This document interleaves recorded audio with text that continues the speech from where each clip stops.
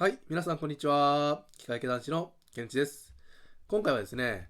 こちらの結城春夫さんの実会を読んだので、こちらを紹介したいと思います。このですね、結城春夫さんっていう方は、箱舟っていう本が、もう今文庫化もされてて、この箱舟っていう本がですね、結構大バズり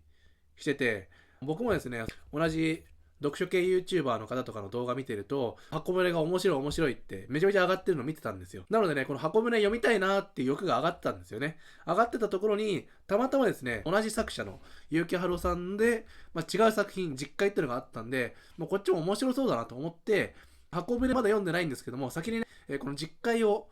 手に取って読んでみました。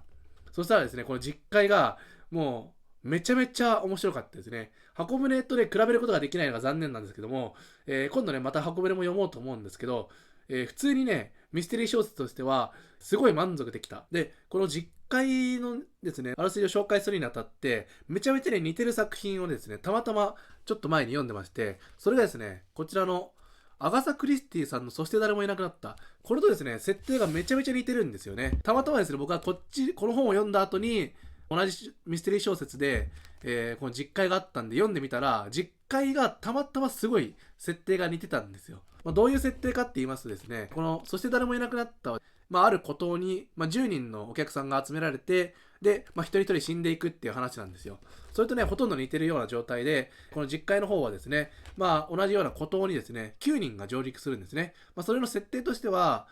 その島に、リゾート開拓の話が来てって、じゃあその視察に行きましょうっていうことで、不動産会社だったりとか、建設会社の人とかが、9人集まって一緒に行ったわけなんですね。そこで事件が起こっていくっていう話になってます。で、この実会がですね、めちゃめちゃ面白かった理由としては、このタイトルにもある実会ですね、10個の戒律。これがですね、犯人の課した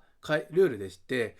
その島に9人で上陸したんですけども、そこでちょっとね、おかしなことが起こるんですよ。でもとりあえずですね、予定では次の日には帰る予定だったんですよ。なので、次の日に帰って、事情を、警察に言えばいいかなという風になったんですよね。そしたらですね、一晩明けたら、一人死んでたんですね。殺されてたんですよ。一人がね、死んでた時に、その紙が貼られてて、10個の戒律が書かれてた紙があったんですね。その中にですね、犯人が課したルールっていうのがあって、それがですね、また、ミステリー小説としては新しい設定かなって思う。目新しい設定としては、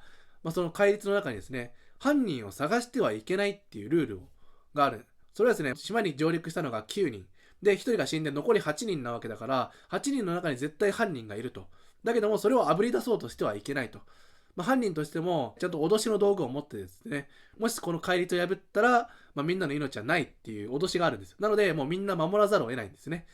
一応ルールとしてはですね、事件があったその日の朝から3日間、島から出てはいけないっていうルールで。で、普通に考えればその10個の戒律っていうのは別に難しいことじゃないんで、3日間ね、戒律を破らないように、のほんと生活してれば、島から出れると。のんきに考えるとそうなんですけども、実際にはですね、その3日間のうちにやっぱりまたね、事件が続いていきまして、その残された、何の罪もない人たちにとっては、犯人探しを大っぴらにはしてはいけないけども、やっぱり誰が怪しいかっていうのは目星をつけなきゃいけないんですね。なので、大っぴらに犯人探しできないけども、推理を進めていくっていう感じで、ミステリーが進んでいくんですよ。で、もう一個ですね、この実会がめちゃめちゃ面白かった理由としては、最後のネタ話。ちょっとね、これはうっすらとネタ話になっちゃう。でも、あんまり革新的なことは言わないんですけども、ちょっとうっすらネタ話になっちゃうんで、嫌だなっていう人は、ちょっと飛ばしていただければなと思うんですけど、このですね、実会で使われたトリックっていうのが、ネタ話のほんのに最初の段階、実際のネタ話は別にあるんですけども、序章の段階で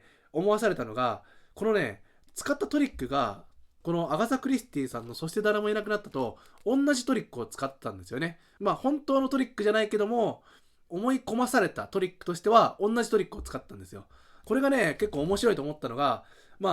言ってしまえばそして誰もいなくなったと同じトリックを使ってたら同レベルぐらい面白いけどもでもやっぱりそして誰もいなくなったを超えることはできないと思ったんですね。同じトリックを使ってる面白いなと思ったけどもでも想像を超えるようなトリックではなかったというふうに思ってたらですね、さらにそこからひとひねり加えてきて、それをね、超えてきたんですね。そして誰もいなくなったを超えてきたんです。大幅に超えてきて、もう新事実を知った段階は本当にね、鳥肌が立ちましたね。ここがね、もう僕がすごいこの作品が面白い評価をしたいと思った理由でして、整理すると、1個目の普通はミステリーで言ったら犯人探しが始まるところを犯人を探してはいけないっていう縛りをつけることによって、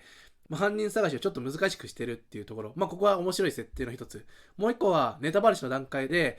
同じトリックを使ってると思わせ込んで、実はですね、それを超えてくるトリック。しっかりとオマージュ、尊敬の意を与えながらも、それを超えてくる。自分の手を加えて、超えてくるっていうのが僕はね、すごいなと思ったところでしたね。この2点がね、本当にこの実会がね、すごいところ、結城春夫さんのすごいところだと思います。なのでね、もう今までミステリー小説っていっぱい読んできたよって人でも、多分これはね、新しいミステリーになると思うので、ぜひですね、ミステリー小説好きな人は読んでみてほしいなと思います。で、さらにですね、この実会の帯のところにですね、実はですね、ネタバラシ用のサイトがアップされてるんですね。本当にね、この帯なんですよね。本自体にはですね、特に何もついてないんですけども、こっちの最初からついてる装飾のブックカバー、こっちにもね、何もついてないんですよ。で、この紹介文句の帯の方に、ネタバラ仕様のこのサイトが、この QR コードが表示されてて、このですね、ちょっと見づらいかもしれないですけども、青柳さんっていう方が解説を書いてくれてます。でですね、動画も添付されてですね、呼び乗りたくみさんとあかりさんがやってる、